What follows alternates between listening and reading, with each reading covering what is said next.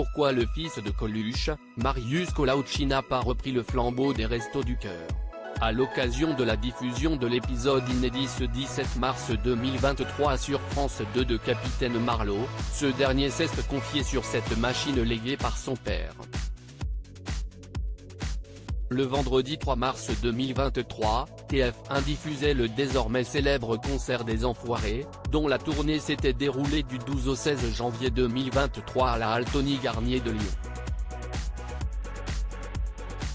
Tous les bénéfices de cet événement, qui regroupe un parterre de célébrités, sont reversés au Restos du Cœur, créé par Michel Collaochi, dit Coluche, en 1985.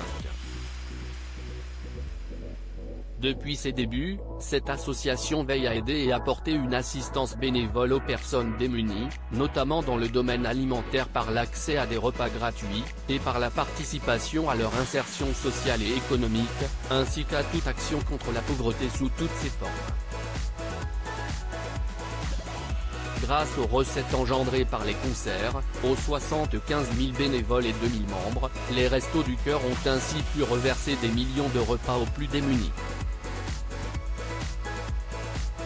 Avec cet engagement, l'humoriste des années 70 aura donc créé une véritable machine, difficile à assumer pour son fils et acteur, Marius Collaochi.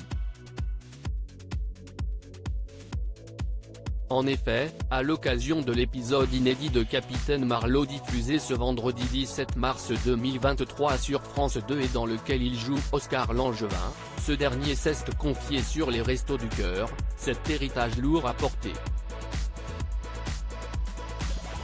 C'est une machine qui est assez lourde à porter, si est à nos confrères de Téléstar qu'il s'est laissé aller à quelques confidences honnêtes. S'il avoue que son frère Romain est très investi auprès des bénévoles dans les centres, Marius Collaochi confie pour ma part, si est difficilement compatible avec ce que je fais.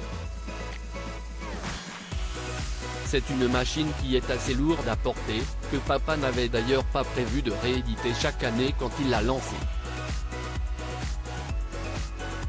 Et de poursuivre, c'était conçu pour être un coup, comme l'avait été l'hiver 54 de l'Abbé Pierre.